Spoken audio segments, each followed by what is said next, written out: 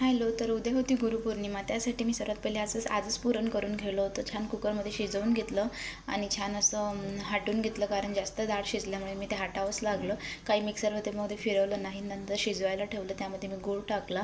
मी जास्त करून गूळ आणि वेलायची, थोडं जायफळ वगैरे टाकूनच करते. साखर जास्त यूज नाही करत. अशा प्रकारे छानपैकी शिजवून घेतलं आणि एका वाटीमध्ये काढून घेतलं.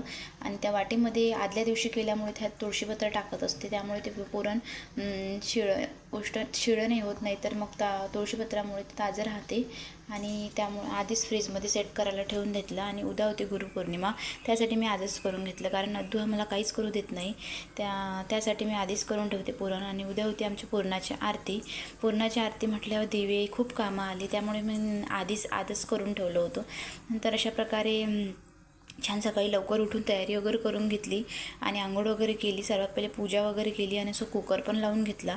आणि कुकर लावल्यानंतर इकडे मी कढी करायला घेतली होती. म्हटलं एक एक काम सुरू करावं. नंतर एक तो झोपलेला असल्यामुळे माझे सर्व कामं मला तो उठायच्या आधीच करावं लागतात, नाहीतर तो उठल्यावर मला काहीच करू देत नाही. अशा प्रकारे मी आंघोळ वगैरे केली.